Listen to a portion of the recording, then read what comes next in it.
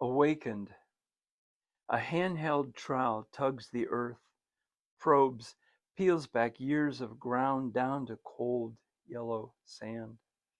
18 inches beneath leaf litter, beetles and morning light, weathered by 10,000 years of wash, restless want stretches with undisturbed soil as two arrowheads sleep.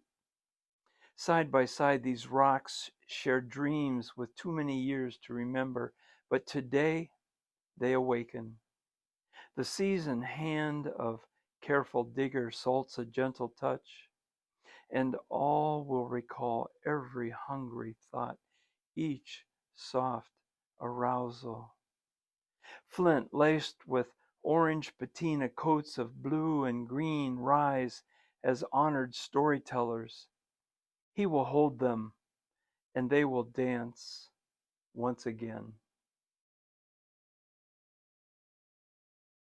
Boy, I like these little bifurcates. And I don't know if you can see this, everybody, but there's a Bjorn strike where they just remove this side. I'm going to turn him this way. And there's another Bjorn flake. They took it off right there. Little bifurcate. Now, who hasn't picked up a piece of flint at one time or another and said, tell me your story? I want to hear every story. I want to hear the gooey, gooshy stories. We've all done that. And it's a good place to go. And I think as you progress with the things that you learn about the points and the slate and the stone tools, some of their story will begin to stretch out and make some more sense to you. I've got a lot of areas that I want to touch on today. Let me show you right here what birthed this video. This is material that was in a guy's junk box. And I was looking at his artifact collection, and I said, what are you going to do with all that stuff? He goes, well, it's just junk. I said, well, what are you going to do with it? I don't want it. Well, what can I give you for it? He gave it to me. And I got looking at this, and I asked him later, why did you throw this stuff out? He said, because it's all broken. Well, as I looked at it, I'm seeing prehistoric breaks. You know, I'm seeing a banner stone, a tubular banner stone, the end. I'm looking at the sides, and I think from your angle, you're going to be able to see this. It's rounded. I'm going to turn him here. Can you see the polish underneath the tip of my lead pencil? Right here. The polish is going right into the break. That's a prehistoric break. That's a prehistoric break. Now, why is that exciting? Because if you get enough of these, maybe it's telling a story that we just don't know, or no one has told us that story before. What does that mean? What are these breaks? Are they intentional? And what I have discovered is that almost all of them are intentional. They're saw snap breaks. Why is that significant? I'll show you why right now. This piece of slate right here was picked up by an 8-year-old girl. She brought it back to her father and said, look what I found. And I looked, I guess you know who the father is now. And I looked at the break and I said, well, go back and find the rest. And 2 minutes later, she came back with the rest of this slate piece. Interesting. I knew it was a fresh field break and the rest had to be there. Went back and we recovered it, and now we have the whole piece. Okay, so this whole thing is talking about, is it a field break or is it a prehistoric break? And please don't be quick to leave things lay in a field or give them a pitch or throw them in your rock garden.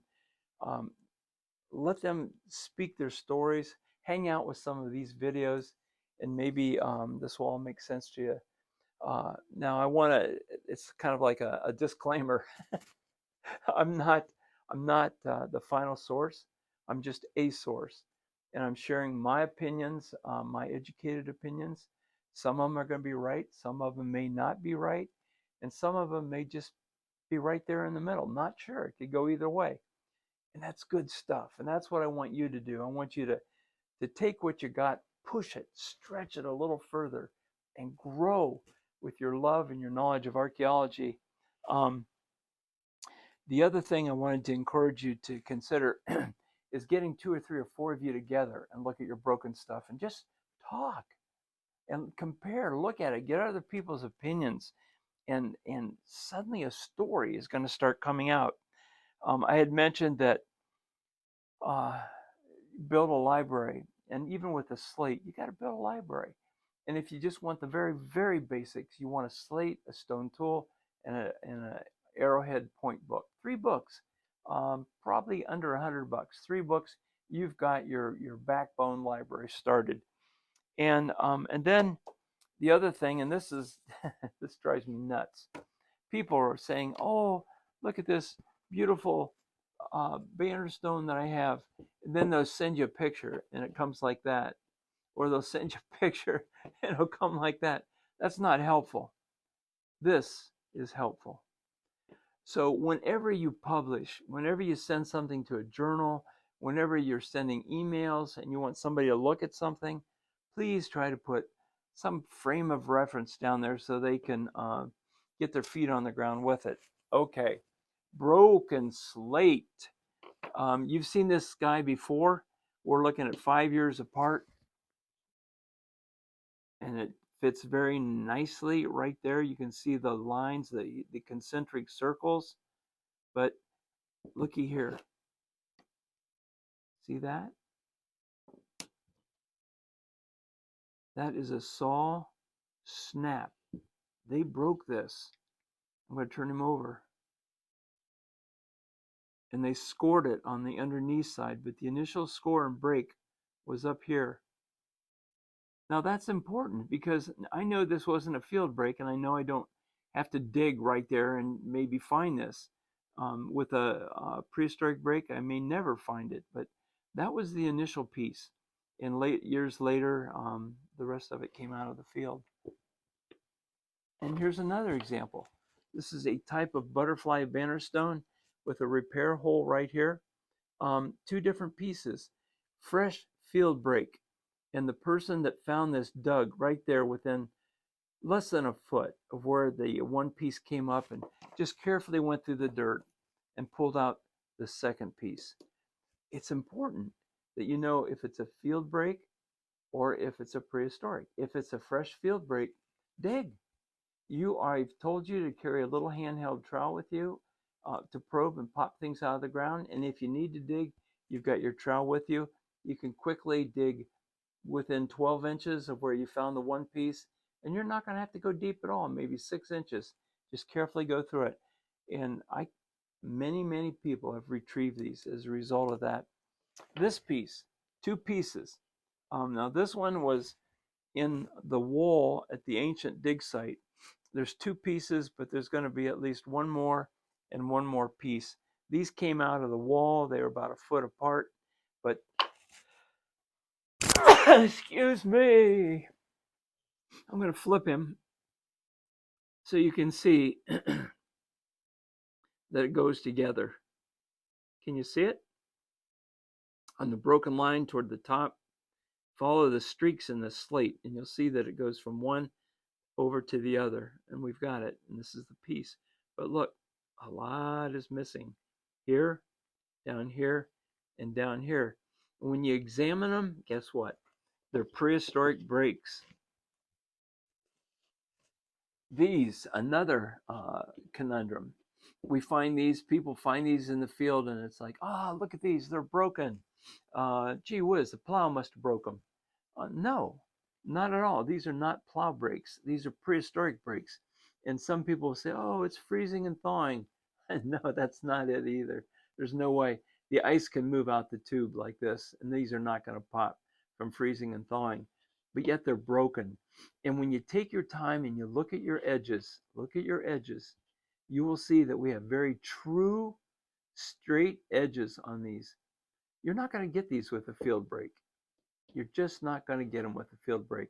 And then the pudding for this is, if you look at the actual break itself, you want to know, does the polish go into the break area?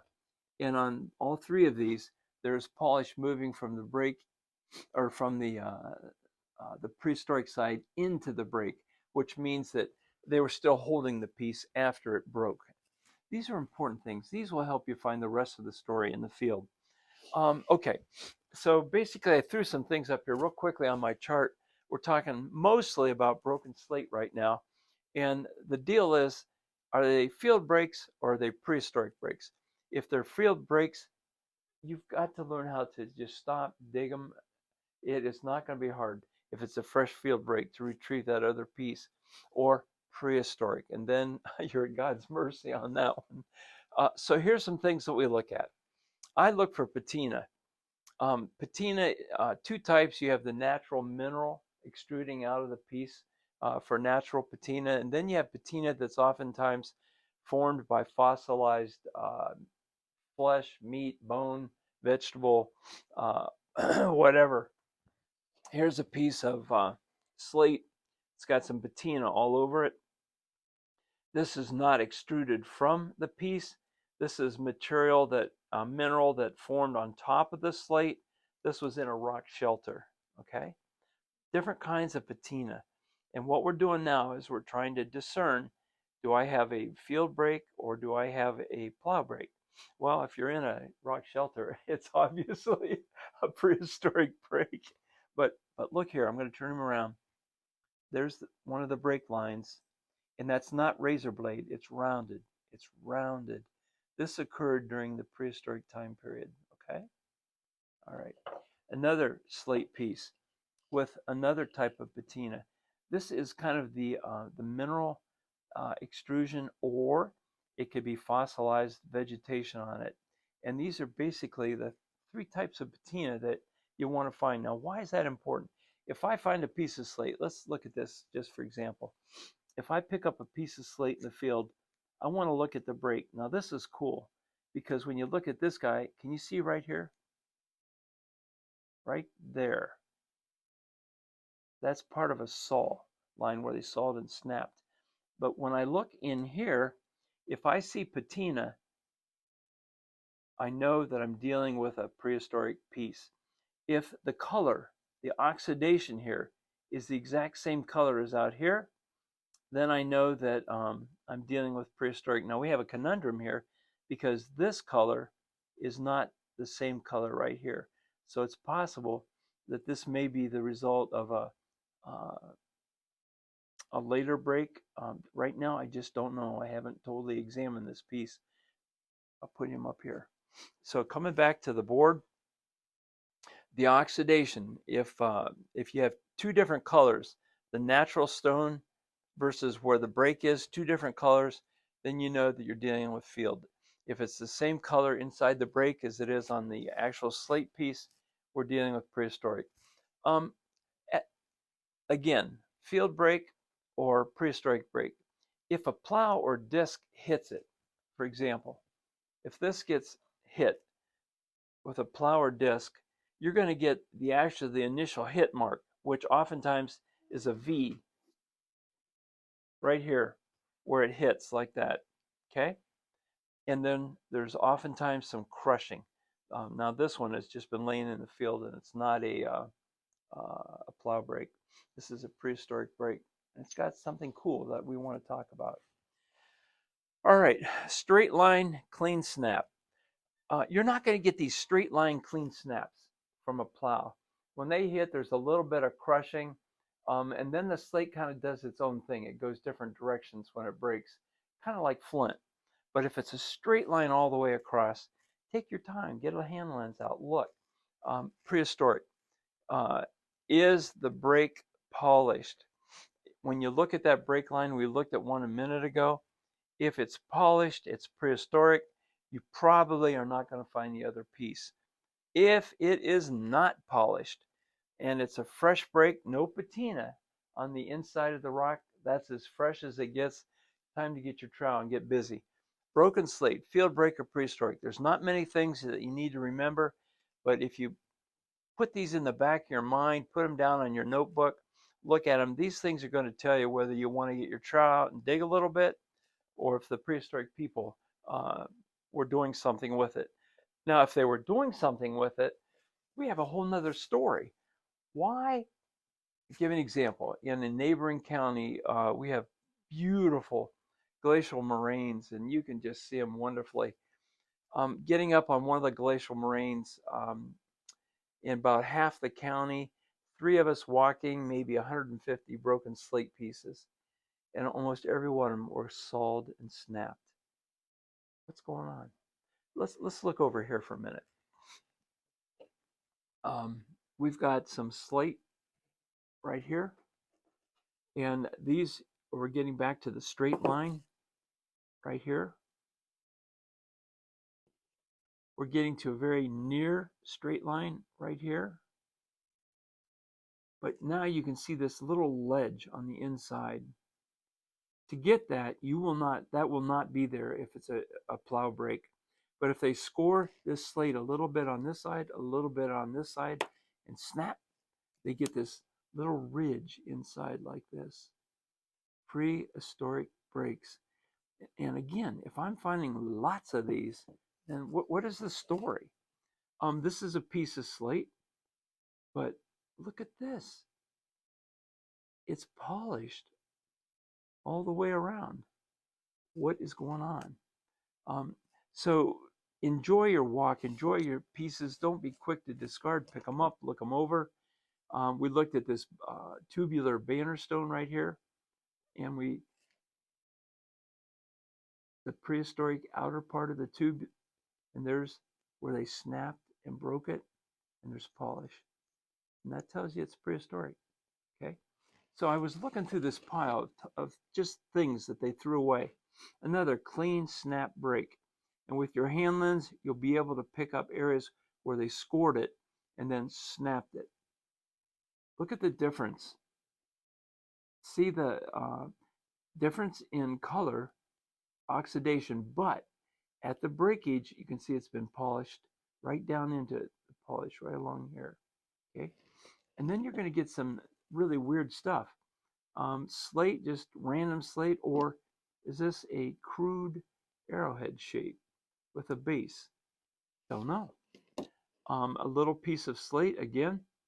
This guy has been cut and snapped right there. Cut and snapped right there. This guy, you can even see some of the initial cut right along here. And they never repaired this side. Why? Probably they had an accident and it broke and they didn't need to go any further like that. You are going to be able to start figuring out these stories on your own, and it's going to get a lot of fun for you. Here's another one that was cut and snapped. I'm going to point right there. There's evidence of the saw mark right there. Cut and snapped. Okay. And so anyway, going through his trash pile, I had a blast, and I was able to get these for nothing, and I was just thrilled to try to figure out their stories. So I'm just going to show you some stuff that I brought in today just for fun. More examples of the cut snap. Here's pieces that here's one they started to saw, and you can see where they sawed and snapped, coming on around. Sawed, they scored him on both sides. Now they're ready to snap it, but for whatever reason, they didn't finish that. Here's another one where they scored it, and they didn't need to get on this side because of the material and the slate scoring it this much. They're able to snap, and this is the way it broke. That saw snap is part of their technology when they're working on this stuff. But you're going to get slate, all kinds of slate. And here we go again. There's some saw right there. I'm going to look at the other side. See how perfectly straight these are? And then you'll want to examine with your hand lens both sides and see if there's evidence of any polishing for that cut snap, okay? Some people call them salvaged pieces, and I think you want to be very careful, again, because you're writing the rest of the story based on a guess, and that can throw people off. Are they salvaged, or were they just simply intentionally broke? We talked about this. We said that maybe this piece went with one burial, this piece went with another burial, or this piece went with this son, this piece went with this son, this piece went with this daughter. There's a lot bigger picture here, and I don't want you to just summarize things and throw them away real quick. Let's just take a peek and have fun down here. I've got a couple, and you're going to find these things as well. Look at this slate. It's been chipped out like an arrowhead. This one's been chipped out like a paddle. Okay, and then a break and a polish. Break and a polish. Saw marks right here, where they were cutting it up here, and snapping it. You'll find things like this. My pencil tip is pointing at tally marks right. Oh, you should be able to see that right now. There's 1, 2, 3, 4, 5 tally marks right there. We don't know why those are there. Here's another piece with tallies. Try to lift them for you. Can you see them? There we go. Quite a few tallies there, left to right. We don't know, but these are all part of the story. Let's slip down here. Look, people, can you see this right here? That is saw snap. Right here, sawed on both sides and snapped. Here's another one. Sawed and snapped. This actually is far more common than I think most people realized, and it's worth looking at. So if we look at this big scope of many, many things that I brought in, these are just basically field finds, and they look like, oh, plow brake. Well, no, when we look at it like this butterfly, these are just highly polished right here at the brakes. Well, but there's no repair holes. They can't use this on an atlatl. Then why did they waste their time polishing it? Maybe it's taken on a new life form. Maybe it's going to go into a burial. I don't know, but there's so much more to the story, and I'm hoping that you guys are going to be figuring out some of these stories and teaching us down the road. So again, I just brought in lots of field slate. Some is plow broke. Most of it is prehistoric break. And I put some stuff up on my little flip chart over here. These are things that are going to separate it out for you.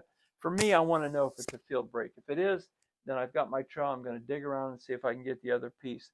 If it's prehistoric, I'm at peace. I'll look him over when I get home and see if I can figure out his story.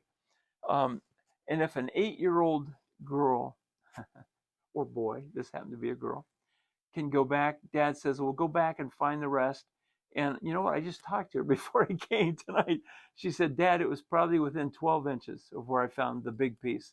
She dug around in the soil and pulled it out with her fingers. If she can do it, you can do it. I know we're throwing, again, a lot of stuff at you. We're having fun. We've got your feet on the ground with a book on Slate. It's one of the 3 books I mentioned. Get a good one on stone tools, a good one on slate, a good one on arrowheads, and you're all set. One last thought I want to drop in the bucket is I like stories. I like good stories. I like to hear your stories, and I want to share some of mine with you, and that's what makes it fun. I've always said it's more about the hunt than it is the treasure at the end of the rainbow. The treasure's nice, but it's the hunt. It's the years that it took to find something. So when you find it, why would you want to just glue it to a wall? Or why would you want to just put it by itself in a frame? What about gathering up some of the story? That's what I did. So come down here, and we're going to do something really cool here. These 2 came out of the ground. They were within 6 inches, same furrow, same day. Look at this. Look at this. This is what we call Flint Ridge Chalcedony flint. High quality. Both of these came out. They were laying side by side in the plowed field. Why wouldn't I want to frame them up together? They have a story. I may not know their story, but I know that more than likely we're looking at an Adena burial. No bones, nothing there, just the artifacts. Okay, these need to be framed together. This is my memory. Now, what's really cool with this piece, this frame, is that my videographer today was with me when I freaked out, passed out, and couldn't pick this up. I saw it laying in the field. I'm like, am I seeing what I'm seeing? It is. It's a beautiful fluted point. It's whole, and it's been reworked and sharpened and resharpened and resharpened. Probably the hafting came clear down to here, and they expended. They probably gave it a pitch, used as much as they could. Now I could put that in a frame by itself, but you know what I did? This is the stuff that we picked up that day in that field, most of which came off the little tiny knoll. This is all part of the story. And look right here. This flint has been in a fire. This is Flint Ridge flint right here that has just been cooked, cooked, cooked. So look at the great story we have here. And a little engraver right here. Nice drill.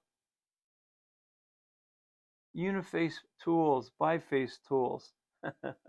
So why not put this together? And here's my little storyteller right here. Here's my little storyteller right here. And you got to just close your eyes and imagine what was going on 8, 6, 5,000 years ago. Okay. I thank you. You're getting to know me, and you know I kind of bounce around a little bit, but just a lot of neat stuff I wanted to share with you. I'm really sad that I see so many people getting rid of broken slate so fast. These are learning fields, and you can learn about the technology, and then you start to wonder, why are so many of these broken polished? Maybe these were intentionally broken polished, and they had an entire different use. Opening up the think tank. So, oh man, I don't want to let you go, but I'm going to let you go. Thanks for joining me today, and I hope to see you real soon.